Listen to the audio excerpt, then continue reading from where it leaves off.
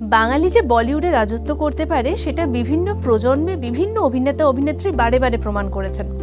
আমরা যদি এই প্রজন্মের কথা বলি তাহলে সেই তালিকায় সবার ওপরে সোহমের নাম আসে।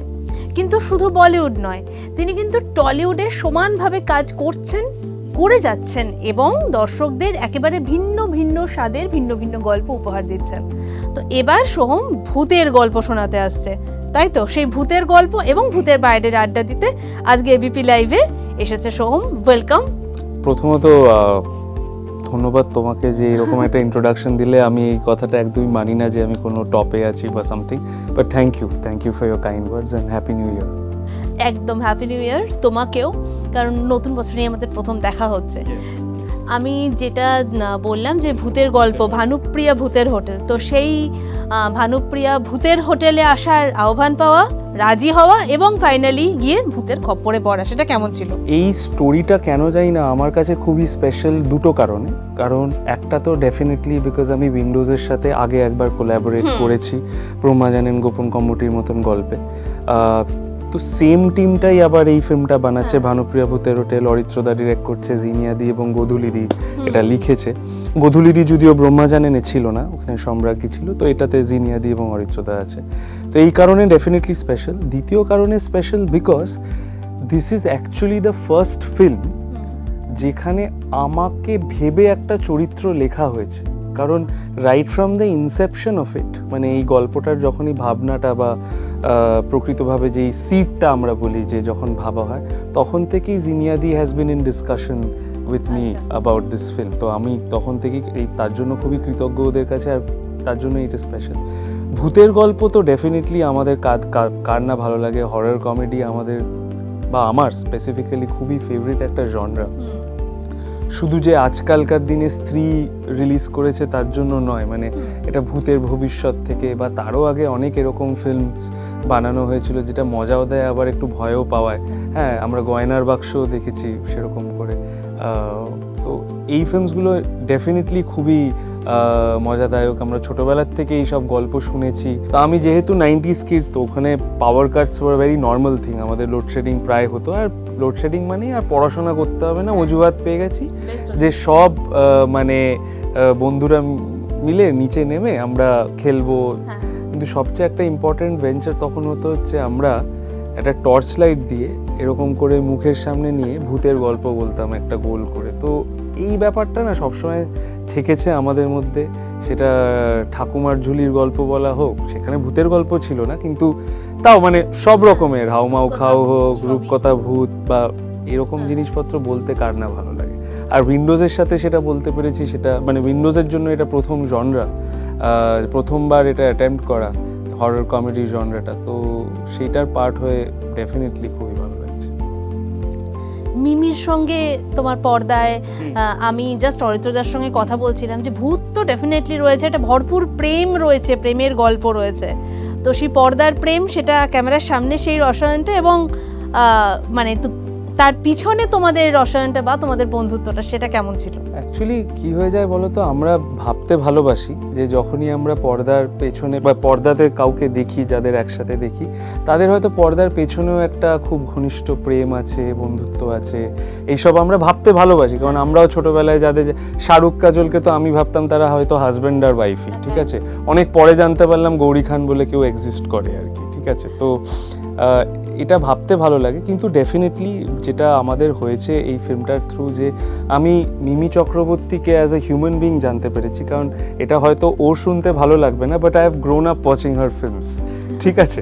মানে আমি একদমই বলছি না যে মানে যে আমি অনেক বয়স্ক বা হোয়াট এভার, মানে শি ইজ অনেক old or anything of that so. She is absolutely my age, but she started very early, মানে ওর অনেক ছোটো বয়স থেকে she is debuted in the film industry. তো অনেক ছোটো বয়সেরই ওর ফিল্মসগুলো মানে বোঝে না, সে বোঝে না, আর আমি বিশাল বড় ফ্যান। তো সেখানে ওকে রোম্যান্স করতে দেখে অন্য সোহমের সাথে, এখন এই সোহমের সাথে ওকে রোম্যান্স করতে পাওয়াটা definitely it's like a small dream come true. কিন্তু মানে ইউনো মানে, আর she is a wonderful actor, সেটা নিয়ে তো কোনো ডাউটই নেই। তাছাড়া she is a very protective human being, মানে ইন দ্য সেন্স যদি তুমি সামহাও মিমির গুড বুকসে আসতে পারো, যেটা হয়তো আমার পক্ষে খুব একটা ডিফিকাল্ট ছিল না, কিন্তু যদি তুমি ওই গুড বুকসে আসতে পারো তাহলে she will be very fiercely protective of you, মানে she will protect you from corners that মানে you will not even expect.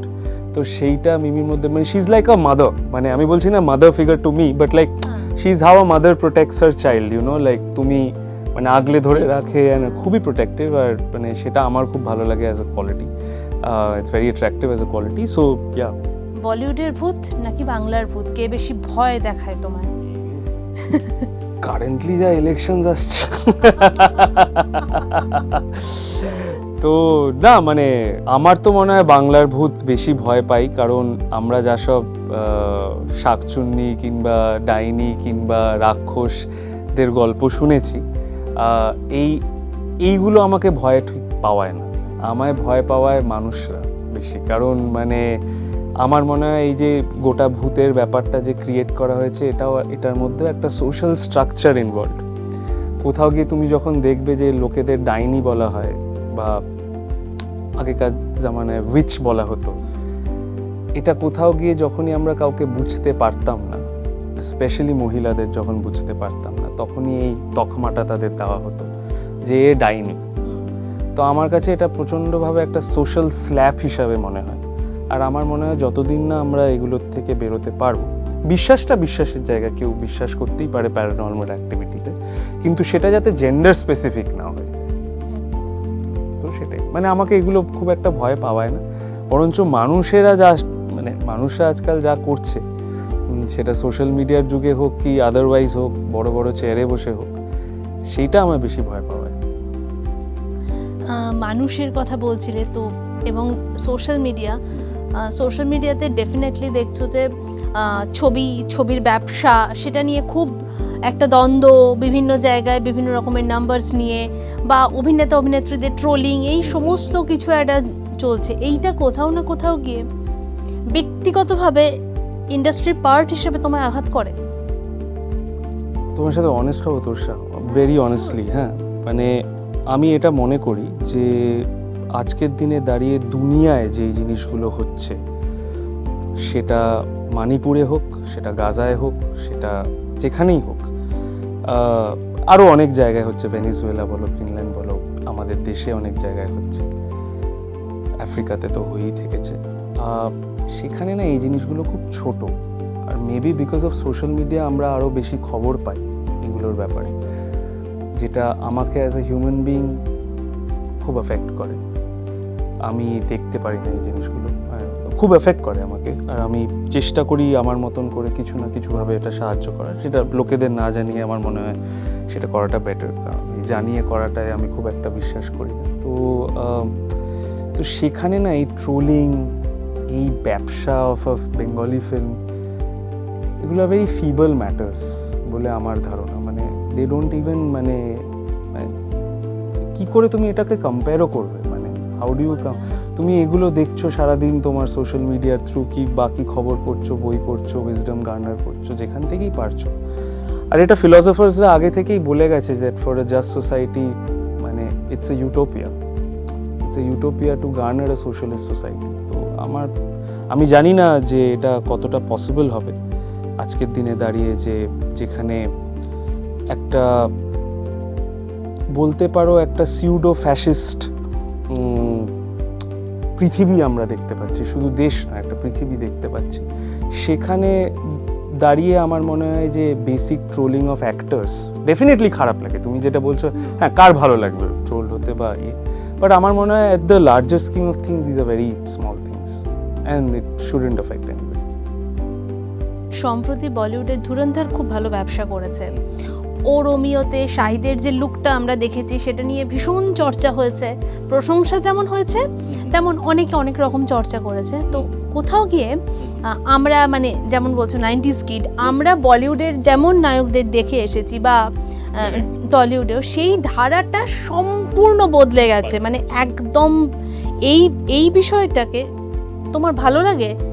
নাকি ততটা ভালো লাগে না? না দেখো, এটা কিন্তু অ্যাকচুয়ালি ইজ এ সাইকেল। আমার মনে হয় আমার বাবারা যখন বড় হচ্ছিল, বা আমি গেসিং আমাদের প্রায় একই এজ সবার, আমাদের যারা আগের জেনারেশন যখন বড় হচ্ছিল, তখনও কিন্তু এই অ্যাংরি ইয়াং ম্যান ফিল্মগুলো আসতো, যেটা থেকেই Amitabh Bachchan goat his stardom, right? মানে দিওয়ার বলো, সেই সাবজেক্টগুলো বলো, মানে শেহেনশাহ বলো, অনেক এরকম সাবজেক্ট ফিল্মসগুলোও খুবই ভালো বানানো হতো।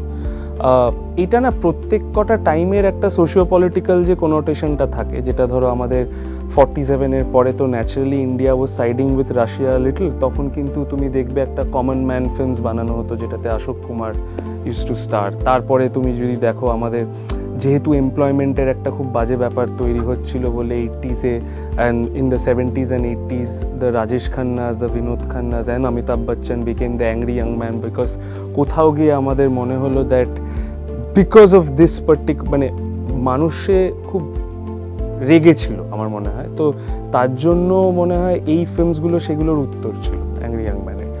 এখন আবার আমার মনে হয় পোস্ট 2014 কি 16 আবার সেই সেম রেজিমটা আবার তৈরি করা হচ্ছে through the films that we are telling আর কি, মানে সেটা ধুরন্ধর হোক, সেটা অ্যানিমাল হোক।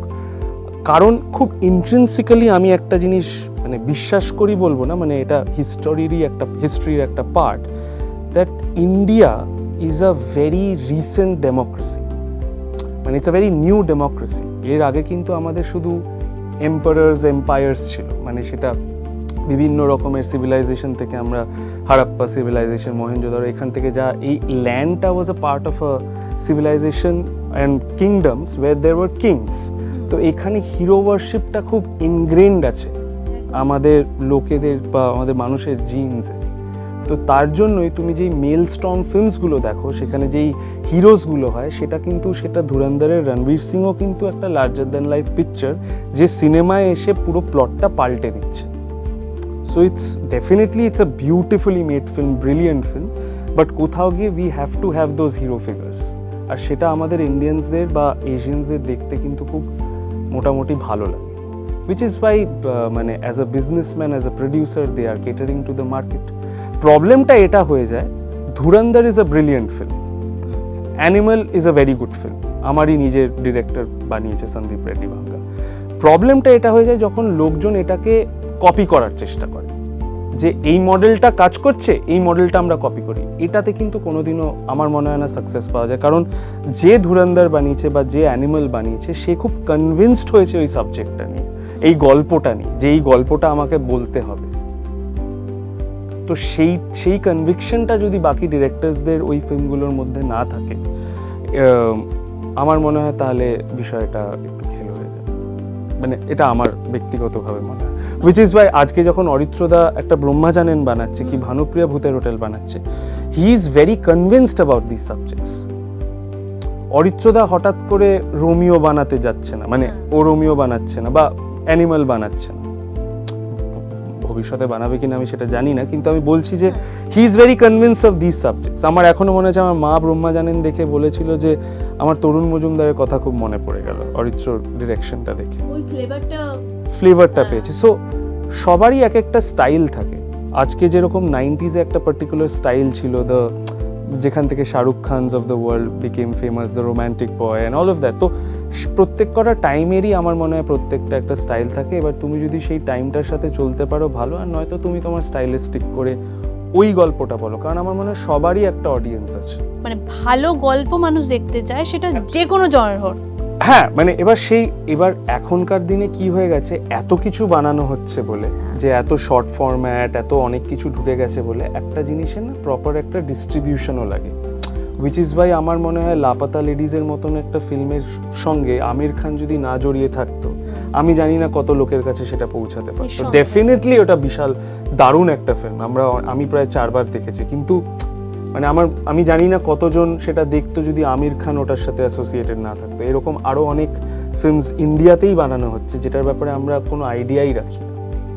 তো সেই মানে অ্যাসামিজ কত ভালো ভালো ফিল্ম হচ্ছে, বাংলায় কত ভালো ভালো ফিল্ম হচ্ছে, মালায়ালামে তো আছেই। মানে এই ফিল্মসগুলো আমাদের মানে খুব একটা দেখা হয় না বলে আমার ধারণা।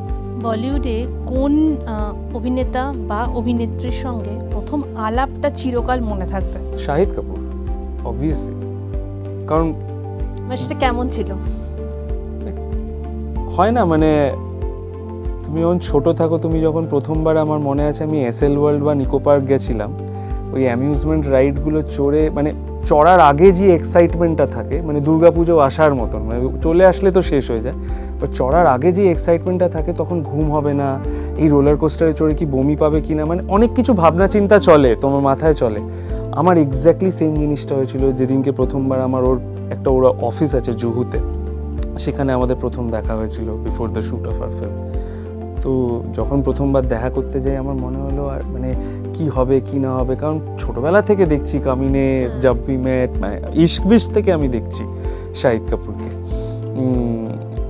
তো সেখান থেকে দাঁড়িয়ে যে ওকে এরকম করে দেখতে পারবো আর ও বলবে হে বাডি হোয়াটসঅ্যাপ, হে বাডি হোয়াটসঅ্যাপ, আমি তো কালকে আমার পাড়ার পিকলুর সাথে আড্ডা মারছিলাম, মানে ওখান থেকে that jump was a massive thing for me. অভিনেতা অভিনেত্রীদের ব্যক্তিগত জীবন নিয়ে মানুষের সবসময় একটা আগ্রহ থাকে, এই আগ্রহটাকে তুমি এনজয় করো নাকি বিব্রত হও?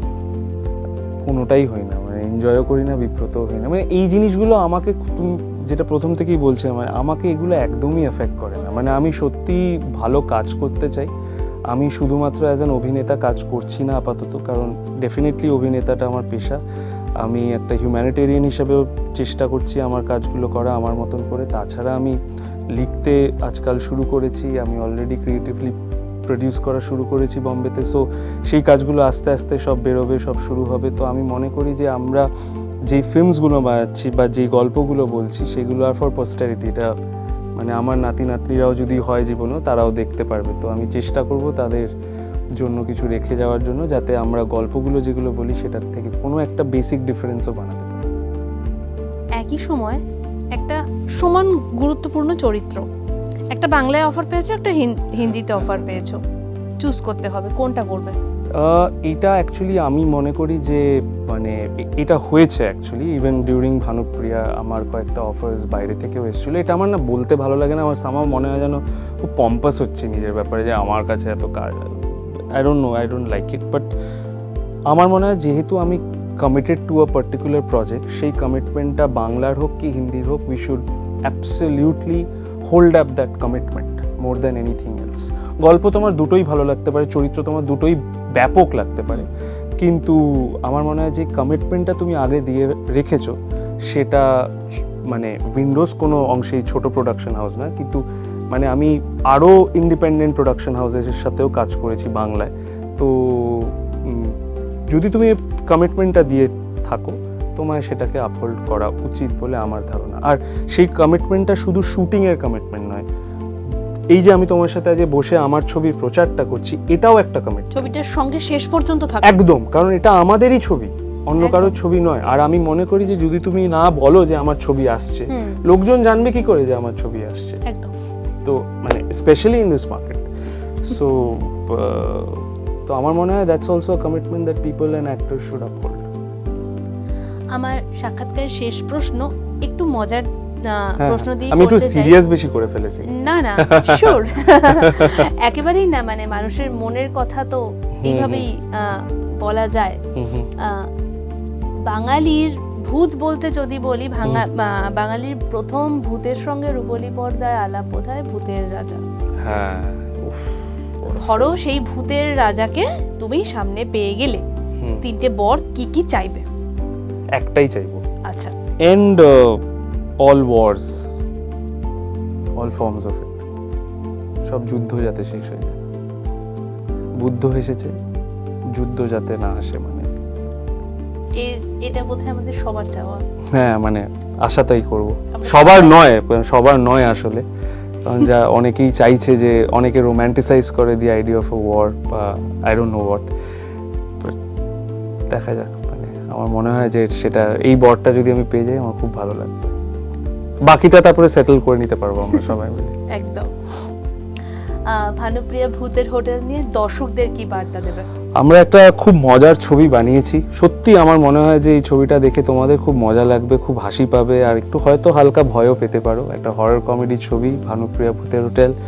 আমার ক্যারেক্টারটা পেশায় লয়ার, যেটা তোমরা অলরেডি টিজার বা ট্রেলারে দেখে ফেলেছো। এবার সেই লয়ারটা কি করে আসলে সেটা দেখতে গেলে তোমাদের সপরিবারে যেতে হবে তোমাদের নিকটবর্তী প্রেক্ষাগৃহে। 23শে জানুয়ারি আমাদের ফিল্ম ভানুপ্রিয়া ভূতের হোটেল রিলিজ করছে। অনেক শুভেচ্ছা সোম এই ছবির জন্য এবং আগামী সমস্ত কাজের জন্য। Thank you so much.